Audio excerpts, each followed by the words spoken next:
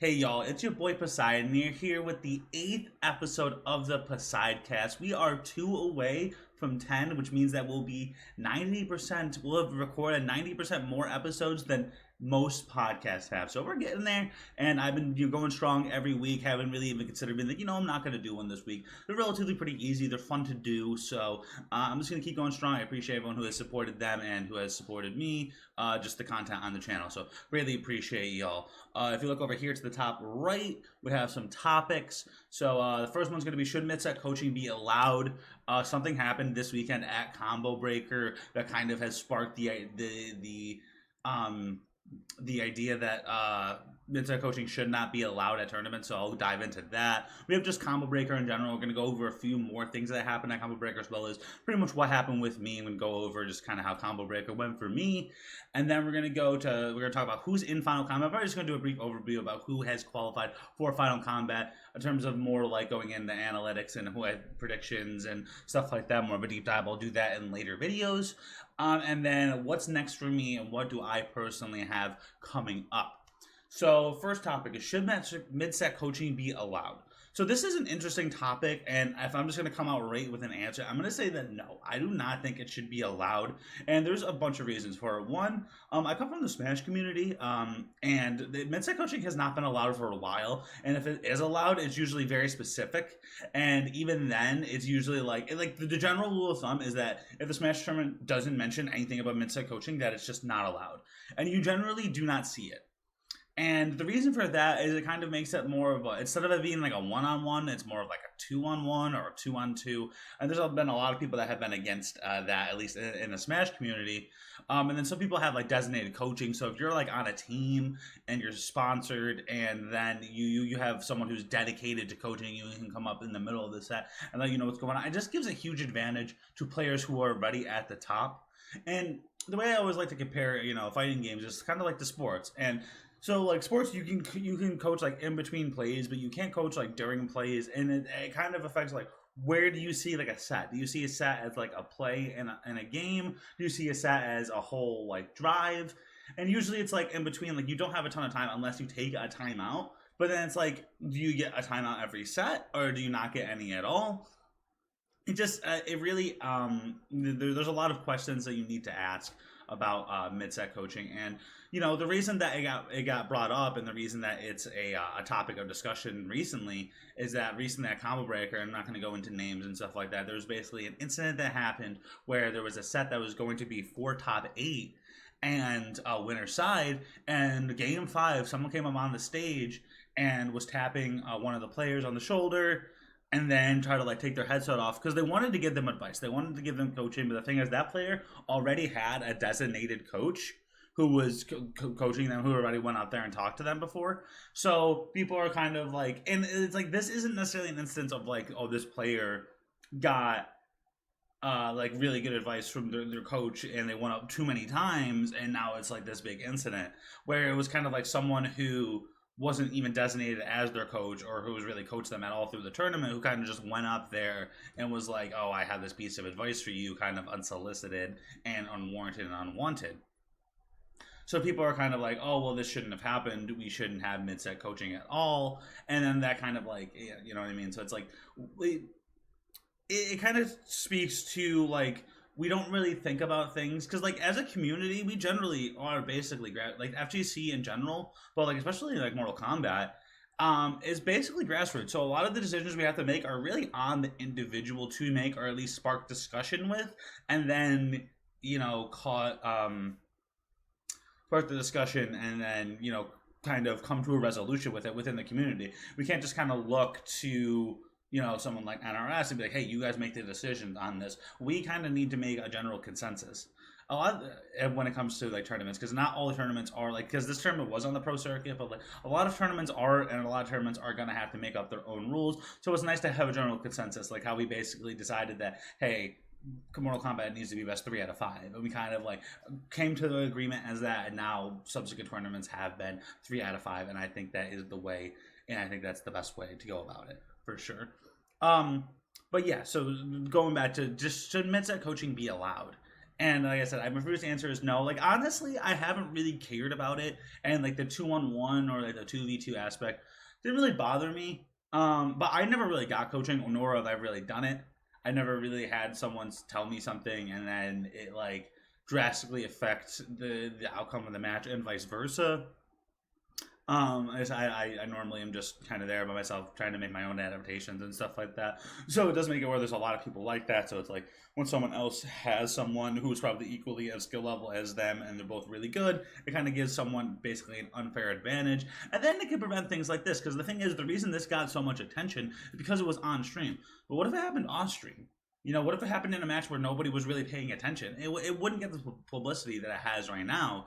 And so just to prevent that in general, should we just outright ban coaching mid-set for tournaments? And the thing is, like, if we are to do that, then it's like, it almost further invalidates the validity of online tournaments, because you could be in a party with like 5 people like streaming your matches, and then you can go in after every match. You can have someone feeding you information while you're playing, kind of like that episode of SpongeBob where Patrick's telling him what to do when he's taking the driving test. It's like you could have someone literally feeding you like adaptations and stuff mid-set, especially online. And offline it would be a lot harder. You could still potentially do that, but it probably wouldn't happen. So if we're gonna get outright ban mid-set coaching, then it's like it just further differentiates what an offline tournament looks like versus an online tournament.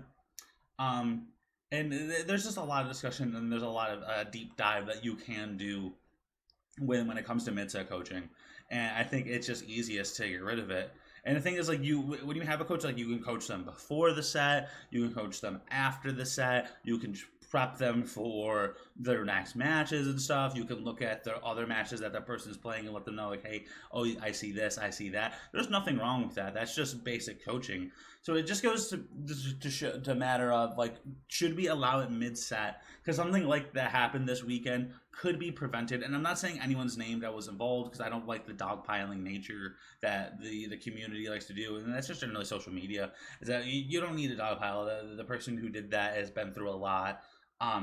And I'm not going to defend them, but I also don't think I need to add more fuel to the fire. They understand the mistake they made, and the person that it happened to is a very, very kind person, and they probably don't want the person who did that to them to get harassed. They probably just don't want that. So I knew like stuff like that wouldn't happen. And the thing is, like, some people have brought up, like, oh, the security, like, why wasn't there, and like, for every stream set at like tournaments, there has to be like a wall of security, because there's not gonna, if someone wanted to go up with malice and wanted to rip someone's headset off or interrupt the set or walk in front of the TV, they would need a decent amount of security just to prevent that to happen. Because like that person who did that was reprimanded, was kicked out of the venue afterwards, and that's probably what happened. Unless you had like a wall of security, but you already need people to secure the doors to getting in because of all of the the public violence that has happened in at least our country in the United States. So they need that for people to like check bags and stuff like that, and just for the tournament to require that much security to the point where now all the stream setups, and then like, do you need someone to be at the off stream setups as well? Because that could easily happen. And you go to an off stream setup and there's people just lining right behind the players, screaming, yelling, coaching. I even saw something of a player was calling out what chameleon his opponent was on, or so it was his friend, and his friend was playing a chameleon player, and he was saying, like, oh, he's on Jade, oh, he's on Katana, oh, he's on Melina. And it's like, should that not be allowed? That's basically mid-set coaching. So it goes deeper than just the idea that someone's going to come in your ear and talk to you for 30 seconds in between a match. And there's people like, oh, he can only take one more grab, or you could take 2 more grabs, man. Like, don't be afraid to take a grab. You know what I mean? It's like, stuff like that is kind of hard to prevent. But it's like, there's a slippery slope that comes with this, and just outright banning mid-set coaching. And how far do you go? Are you allowed to even cheer? Because sometimes it gets loud. Sometimes it gets very distracting. I was playing a set this weekend, Combo Breaker, and the people behind it was very noticeable. There was a lot of people behind, and it wasn't really coaching, but it was incredibly distracting. I don't think it affected how I played at all, because I was kind of like in the zone and I had the headset on and everything. But I think it can be distracting, and like when we come up with a rule, we do need to make a final rule. If anyone wants to message me, if we're gonna come to some sort of resolution, you're gonna come to an exact agreement on what the rule is going to be. I'll be happy to help with it. Like I said, I honestly personally haven't really cared, but I have leaned more towards the side. If I had to come up with an answer of yes, should it be allowed? No, it shouldn't. I think no, it shouldn't, and it could prevent incidents like what happened this weekend.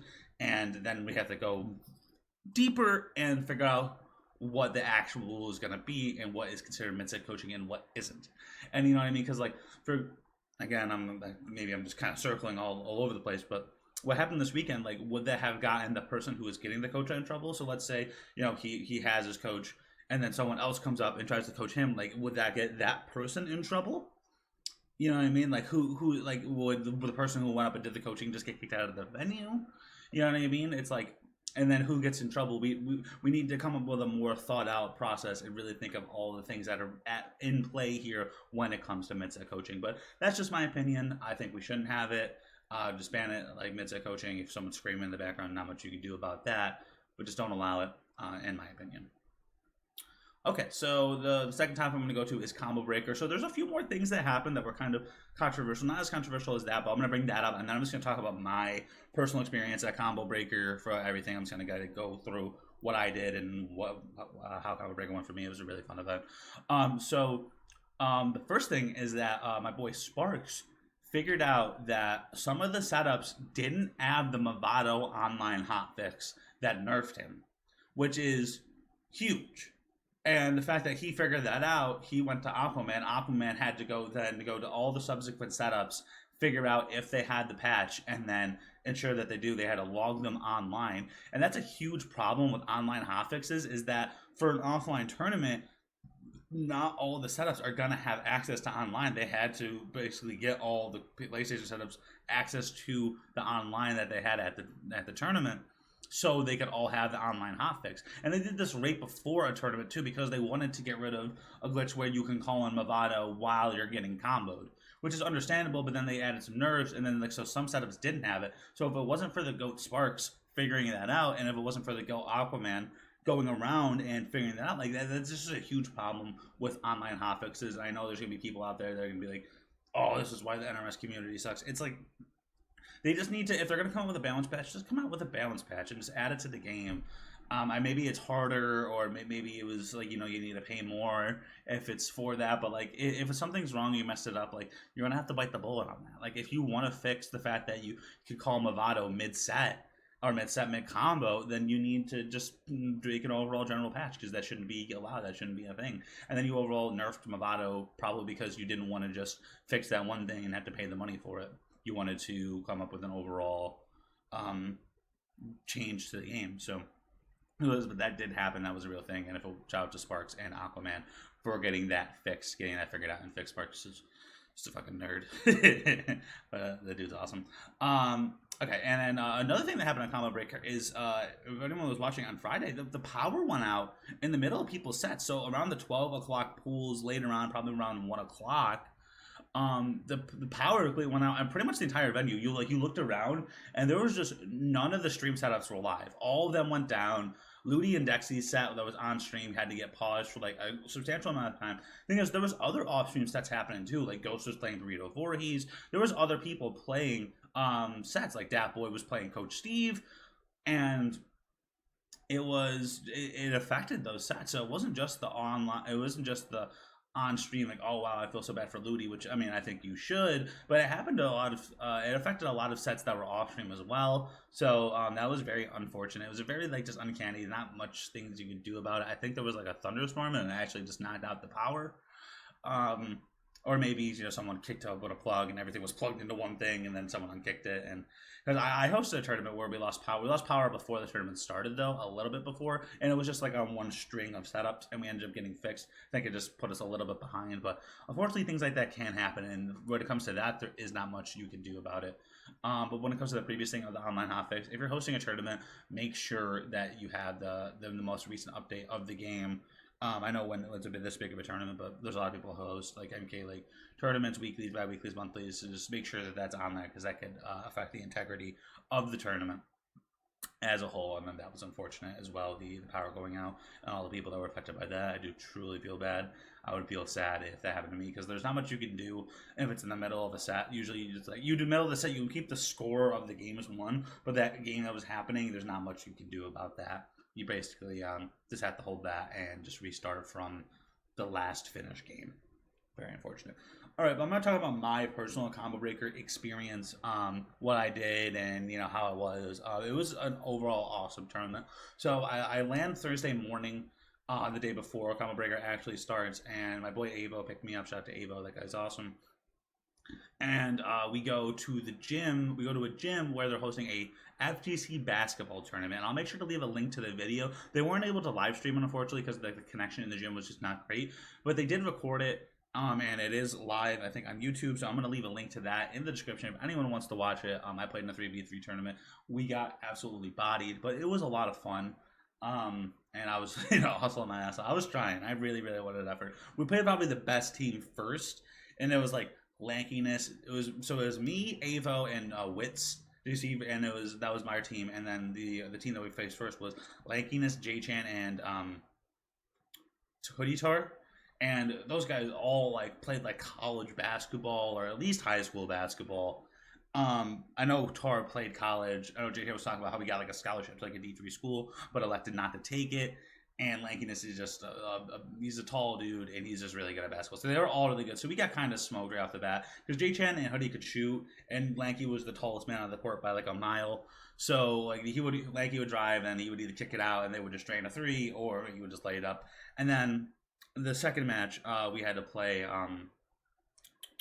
Armani Viz, Xander, and Dexy Dog, and that team was also just a very athletic team.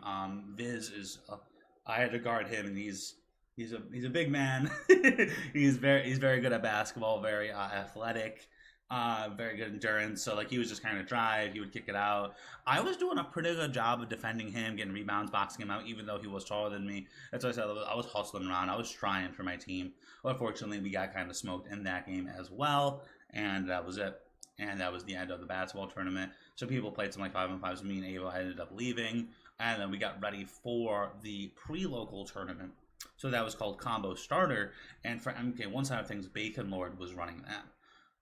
So I quickly realized, so we had 4 setups, and we had we started at 8 or 7 o'clock, and we had till 11. You had 4 setups, and there was over 40 signups. And I quickly realized that with the amount of setups and time, unless Bacon Lord had some help, this tournament was going to take a really long time. So I elected to help him out. He was very grateful. Shout out to Bacon Lord, that guy's the GO for running that tournament. But I was helping out. I was actually took over TO duties. I was also playing in the tournament. I went I think I 1-2 in that tournament. It was stacked. I lost to J-Chan and Total Meta, Tanya, and I ended up beating Boogie. But I was kind of focused. I had honestly, I caught between the basketball and the start of Combo Start, I got a headache. I didn't drink any caffeine. If you notice, through most of my podcast episodes, I have coffee. I drink coffee every day. So I flew out super early in the morning. I didn't have time to get coffee at all. And it was so I think I might have had a caffeine withdrawal, headache. So I got a little bit of caffeine, and that actually helped a bit, but I still had a lingering headache throughout the whole night. Many who I help with that tournament, the tournament runs pretty smoothly. No stream, unfortunately, but just a ton of matches, a ton of high caliber content, and I got some TO experience, which means I had TO at a tournament in Chicago, so that's pretty cool, or Schaumburg. That was a lot of fun. So we go to the next day. So that tournament ends. I leave when they're around top 4. We had 1 setup left. That's all that they really needed. But I ended up getting, because Ava was leaving, so he gives me a ride back to the hotel. We ended up going, me and people in the hotel, let's go to a Portillo's. I'm not sure if you guys have been there, but it's pretty cool. It's a fast food place, but it's it has a sit down vibe to it. So you can take it to go. And I think there's a drive through, but it's the food quality is pretty good. And that was also, Portillo's was good. And then I go to sleep, and then I go to the tournament the next day. I play some friendlies with Dexy Dog as soon as I get in the venue. I noticed a little bit of hand pain come on, and that's actually why I haven't been streaming or playing at all since I've been back from Combo Breaker. And then I'm just trying to get myself a little rest. I'm going to be streaming today, Friday the 31st. Today's actually my birthday. So I wanted to do a little stream and just play a little bit today. So I'm going to be doing that. But anywho, no campaign. So I stopped playing for a while and just kind of watched a bunch of matches and stuff like that. Watched people playing. I watched my boy Wits make it out of pools. He lost to U4, but ended up beating Coach Steve to make it out. I watched like the Dexy Ludi set that unfortunately got up on standby. I watched Sparks versus Hayate. Sparks ended up winning that set 3-2, 1 up 2 out, and then Hayate 1-2, and then Sparks was able to close it out. That was a great set, and overall it was just a lot of fun watching. Then the second wave, I think like I'm not sure if Marty versus VGY was the first or second wave, but that went game 5. It was a bit of a counter pick war. I actually was talking to Marty beforehand. I was like, this is gonna come down to a counter pick war. I know it, and he didn't counterpick right away, so he won the first game. VGY switched from Kenshi to Peacemaker, won 2 games. Then Mari switched to Quan, beat the Peacemaker, and then VGY switched back to Baraka and got the game 5. So I feel like if he switched to Quan sooner, then he could have got ahead in the counterpick war. But it is what it is. You know, stuff happens. Mari still ended up having a good run. So yeah, that happens, and then we're getting closer to my wave. I played at 4 o'clock, so we're getting closer. So I end up messaging my boy Boy. He's a Reiko player from Rochester. So I told like in one of my last videos that I was likely gonna have to play Rewind. So I was like, I want to get Reiko practice. So I was warming up with the Reiko. I was doing pretty good. I felt really confident heading into the pool. So my pool comes around. I had to play my first match was against a man. It was like Guzman something. I apologize, man, if you're watching this. You're sick, but he was a Peacemaker player. And we get through the first round of the set, and he's like, "Oh, my controls are messed up." And I was like, normally I'm like, "All right, yeah, let's just reset it." But I'm playing Peacemaker. I'm playing against a Peacemaker right now. I'm not trying to get cheesed by a Peacemaker as after I allow him to basically get away with a free round because he didn't have his control set. So I'm like, "All right." He's like, "Yo, I'll give you the round." I was like, "All right, I'll take the round." So I take the next round, and then we play this set. I end up winning 3-0. And then the next set I had to play July Salian, the Stallions. He's an MKX player. I played that set. I ended up winning 3-0. And then I had to go play Rewind. So the set against Rewind, like I said, I was prepping for Rewind. I was hyping myself. I'm like, I can do this. I can do this. So we go up and I go to play Rewind. First game, I ended up winning. It was close. But I ended up clutching it out. He wins game 2. I ended up clutching out game 3. He had a decent lead, and I ended up hitting a back 3-1 fatal combo. So I ended up going up 2-1. He wins game 4, I think, somewhat convincingly. So we go to game 5. He takes the first round. I take the second round. Then I go up big game 5. I'm up I had like 40%. He has like 3. I'm getting to the point where there was a point where it was like kind of even, and then I had Melina. And he thought I was going to do the overhead wake up, so I wake up back 3 and it hit. So I get a full combo there. And I'm like feeling it. Then I hit him with a back 2 on wake up, like a meaty back 2. It hits, and he's at like 3%. I'm at like 40. And then I'm like, I was going to back 2 again. And I was like, I'm going to hit him with his overhead, and that'll give me the set. And then what he does, he wakes up buttons, hits me with a 2-1 fatal blow combo. And that puts me at like 3% as well. We're both at like nothing. And then he hits me with the sweep. And I ended up losing the set game 5 last round. It was a very close set. It was a lot of fun. But I wasn't able to clutch it out, so I go to loser's bracket. And then in loser's bracket, I play Hendrix, who's a Melina player who actually beat Zentai. So he beat Zentai right before he played me, so he's a good player. He plays Melina Scorpion, so just puking out damage. We split for game 1. I win game 1, he wins game 2. And then game 3 is super tight. I end up barely clutching it out. I do like a force ball, like a slow force ball, and I like run after it and stuff like that. And he ends up trying to hit me, and he gets hit by the force ball. I get a full combo that leads to the win of game 3. Then I end up winning game 4, and that's the set. So then I go up and play Furious Pello, and this is to make it out of the pool. If I lose, I get 49. If I win, I move on to the tournament. And I'm playing super good right now, so I'm feeling it. I end up winning the first 2 games, and I'm feeling it. I'm like, wow, this is, I'm going to move on. And then Pello just kind of slows it down a bit, makes some really good reads, gets some big Shao combos, and he ends up bringing it all the way back, and he gets the reverse 3 out, and I'm out at 49th. And I was just like, after I played against Rewind, I did so good, and I was just playing so good throughout the tournament. I was like, I'm gonna make a big run at this tournament. I know it. And I ended up losing the Pello to get 49th. Fierce Pello, obviously a very, very good player, veteran, player. He's beaten really good players before. He's done super well at tournaments. So, in retrospect, by the time I was pretty upset. I ended up I walked out the venue and I just walked for like what felt like a mile, and I found like this pond area with like a bench, and I was just standing there looking out like, man, like I don't know if I can do this anymore. Like I was so close to getting maybe the biggest win, at least in terms of offlines. In my entire career, and I go from that to not even making it out of pools, and it was just like, fuck, man. But I ended up going back in, and I watched the rest of the 6 p.m. pools, and I watched the 8 p.m. pool, which is what goes from top 48 to top 24. I watched sets like I watched Furious Pello play J-Chan. That was a hype set game 5. J-Chan ended up clutching it out. I watched Sparks versus J-Chan. I think J-Chan won that 3-0. Watched like Mari versus Hayate game 5. Hayate ends up winning that 3-2. Well, there was some good sets for sure. I ended up watching DJT versus Alex is Nasty. Alex is Nasty versus Blizzard. Alex is Nasty ended up getting 25th. So he's been coming after me saying that I haven't been giving him like my predictions have always had him losing like pretty like earlier than he thinks he's going to. So he's like, what the hell, man? But he had a really good run. He ended up getting 25th. And he beat like Blizzard as well, so shout out to Alex. But yeah, there's just a lot of good sets right there, and then that ends up ending the day. I ended up going and getting food with Alex is Nasty and Bustman. Both those guys are dope. Shout out to them.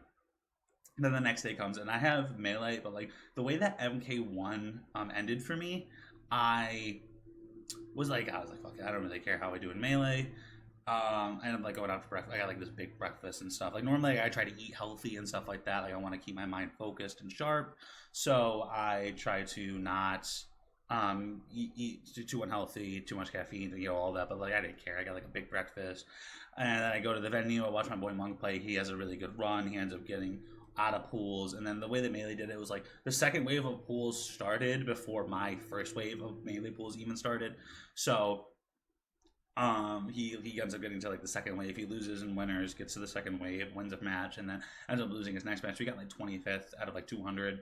Good run for Monk. He's a very, very good player. So then I ended up playing my Melee pool. My first set is against a Falco player named Yes, and it was a close set. I almost lose game 1. I clutch out game 1. He beats me game 2. I end up winning somewhat convincingly game 3. And then, so I move on. I play a Marth main named Forrest. He understands the match really well. I end up losing 2-0. And then I play a Yoshi player. I win that 2-0. I play a Marth player. I think that's to make it out of pools. And I win 3-0 against the Marth player. I think 3-0. Yeah, I end up winning 3-0. So that makes I get out of the pool. So I got my Chipotle card. Shout out to Chipotle. Let me pull that up right here. I didn't get in MK. I was sad. Well, free entree at Chipotle, boys. Free entree for Super Smash Bros. Melee, make it out of my pool. And then, so it was super funny. So they're like, okay, so I'm sitting around waiting for my next wave to start. Because my Melee pool was at like 3 o'clock. So it gets to like 4:30. And just chilling. And then it gets to the 5 o'clock when my pool is about to start. So I walk over, I check in. And like the guy who's like running all of Melee, it's like, because like each pool has like a pool captain, and then there's like someone who's running the general like entire game, and they're kind of responsible for like stream running and making sure the pools are running and stuff like that. And the guy who's like the head guy was like, hey, let me just run this. There's no other pools besides this one going on for Melee right now. Let me just run it. So the guy's like, okay. So the head guy's there, and he's like, I just wanted to do this so I can be in charge of the stream matches. And he's looking through the list of matches. He's like, because like a match like DZ versus Poseidon, like who's going to want to watch that? And I was standing right next to him, and I was like, oh. I ended up playing DZ, who's an insane Yoshi player. He ends up winning 3-0. I was not prepared for that cracked Yoshi. And I'm out at 33rd for Super Smash Bros. Melee. But I did get a Chipotle. I did get out of pools. Both games I ended up doing pretty good in. And I kind of realized as long as I think it's more of a mentality thing for me right now than anything. I think my skill is there in both games, and I just need to be able to just, stay composed. And I think doing stuff like eating healthier and working out and stuff like that is going to help me a lot. Things like potentially like meditation and stuff. Those all should help me out. So I'm going to work on that as I go into some of these other tournaments, and I'll talk about what I have next. But okay, so yeah, I guess I'll continue what happened. So I'm out. I ended up watching top 24 for MK. That was really cool. Type sets, joystick reverse 3-0 Hayate with Peacemaker. Woolander goes game 5 with Scorpion procs. Not able to clutch it out though with the Quan Woolander insane Quan player. That guy beat Kerbo and then Waz in top 48 to get the top 24. The guy's nuts. Who else I watched? Gur versus Sonic Fox. Sonic with the reverse 3-0 to make top 8 over Gur. That was insane. Big Daddy G, J Chan won game 5. G clutched that out with a crazy play. What else? Gambler ended up losing to Nicholas game 5 on stream. Goes to play Scorpion Fox off stream. Goes up 2-0. Fortunately, gets reverse 3-0. Doesn't make top 8. Which unfortunately kicked him out of Final Combat, and we'll talk about that in a second here, but he'll be out last chance qualifier, and he's probably the favorite to win that. He's just so cracked at the game. What else do we have? Kokoi ended up losing to VGY, so he didn't make top 8. We really wanted that. I think, did Kokoi play Big Daddy G? I think Kokoi played G, and then winner of that went on to stream to play for top 8. But yeah, I'll make another video going over like the individual sets that I watched, like the results and stuff like that. And they always gotta mow, right? They always gotta be mowing when I'm recording a podcast. Anyway,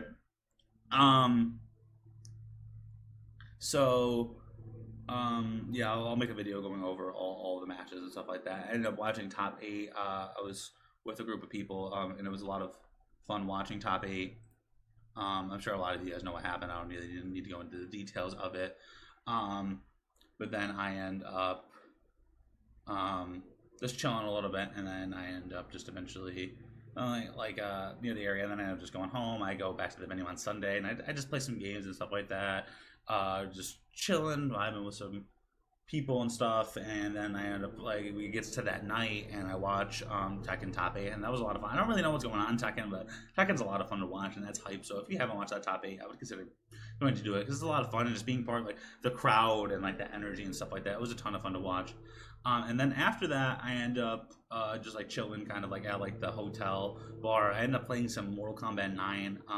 So that named MK Soup and stuff, who's just super into MK9, and there's people like Kurbo, who's just played MK9 for a while and was really into the game. So there's just people that were super into MK9 playing it. It was a lot of fun to play. I kind of want to get into it myself, but we shall see. I end up hanging out with them for a little while, and then I end up going home, back to the hotel, and then I have my flight the next day, and there was a whole crapshoot with that. I ended up getting trapped in Atlanta for 2 days. Because my flight, my layover is supposed to be in Atlanta, supposed to have a couple hours there, and then I fly it back to New York, but my New York had a huge storm throughout the entire state, and I was stuck in Atlanta for 2 days, and then I ended up staying with my boy Notskash, who was getting off a flight at the same time, and yep, that's just what it is. I ended up getting back home Wednesday, and now I'm home. So yeah, and so that's gonna be it for Combo Breaker. That was a fun tournament. I probably ranted for far too long as well. And then the third topic, who's in Final Combat. So I'm just gonna kind of go over the players that are in it. If you don't know, so qualified through points is Sonic Fox, Nicholas, Scorpion Prox, Ninja Killa, Kanimani, Javier, Killer Janak,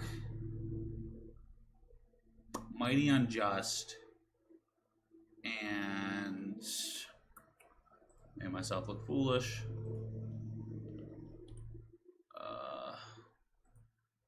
Oh no. No. There's one person who did I forget? I thought I was gonna be on the name off the top of my head. Oh, Tekken Master. How did I miss that? So Sonic Fox, Nicholas, Ninja Killer, Scorpion Prox, Tekken Master, MK Javier, Mighty Unjust, Kanimani, and Killer Janak. Those are the people that qualified through points.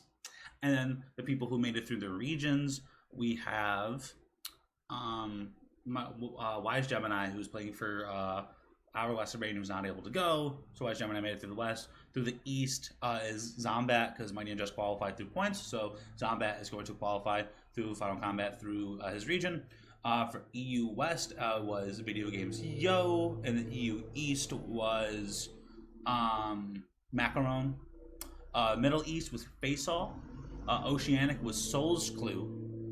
And then Liga Latina Norte was Brosiv. Liga Latina Sur was Shigamaru because both Nicolas and Scorpion Clans qualified through points. So Shigamaru is going to be making it through the regional qualifier. For Mexico, it was Illuminati. And for Brazil, it was Zeus or Zeus. I'm not sure what he goes by, but that's it. So that's who's going to be there. And then we have one more person who is yet to qualify, and they're going to be qualifying at the last chance qualifier, which is going to be taking place June 14th. And then Final Combat is going to be June 15th and 16th. There's going to be pool play, and then I think the day 3 is going to be like a top 8 for people who make it out of their pools. So that should be really cool. It's going to be a really fun tournament. I'm going to be at LCQ on the 14th. That's kind of leading into my next topic, which is what's next for me. I'm going to be going to LCQ on the 14th, participating in that. It's relatively close to me. Toronto isn't too far from New York. And then the week before that actually is a tournament called King of Upstate. I'm going to be going to that as well. That's going to have Mortal Kombat and Super Smash Bros. Melee. So starting the next week, not this one, but the following one, I'm going to be training up for that event. And then what I'm really hoping to do is I'm going to try to raise some money and try to afford it myself. But I'm going to try and make CEO and Evo. Evo is probably higher on the priority list, but CEO is really good. It's the last one that's happening in Daytona, which I know Daytona is not a great place or whatever, but it would be cool to go to. And it's like, I always try to prioritize events that have both Melee and Mortal Kombat, and it's one of the few major tournaments that has both. So I'm going to try to make CEO and Evo. I'm definitely going to be at Defend the North, which is in August. So that's kind of what's coming up for me. Then I'm probably going to be playing in some online events. I'm hosting a reptile only tournament on Sunday, which will be a lot of fun to host, and only reptile only. So if you want to play in that, you see this, you're like, I play reptile. You want to play in that? We're not really putting any like region caps on it or anything like that. So if you're anywhere, just let me know and I can give you a link to that tournament. But yeah. That's pretty much it for me. I'm going to be streaming later, so if you see this and you're like, oh, it's between 12 and 5 on the 31st of May. And, I want to watch Poseidon stream. I'll be streaming. So I'm going to, get this live and stuff. I'm going to do a chat with Dark Armor. He wanted to talk. And then I'm going to be streaming. So thank you guys so much for watching. I greatly appreciate it. If you like these Poseidcast episodes, please make sure to leave a like, comment, and sub to the channel if you have not. I'm getting close to that 1,000 subs, and when I reach that 1,000 subs, it's going to be another source of income that I can have. That's going to help me get to more tournaments and stuff like that. It's going to help me put more time into the channel. So I greatly appreciate it. Oh, before I go and say that, I do plan on taking a little bit of a step back from content. I do enjoy competing and stuff, and it's just been a lot. And I noticed before I left for Combo Breaker, I was trying to get like some videos out, and I just wasn't able to. And it was just like, why I'm putting in so much work, and it's like I'm burning myself out, and something has to give. And I think for now at least, I'm not gonna stop making content in general. I'm just not gonna hold myself to uploading every single day. I'm gonna still do the Poseidcast episodes and other things. I still have a combo tutorial for Reptile that I'm planning on making. But that's going to be, I just want to let you guys know that the content is going to slow down. I don't expect a video every day, at least for the near future. Thank you guys so much for watching, and I'll see you guys at the next video.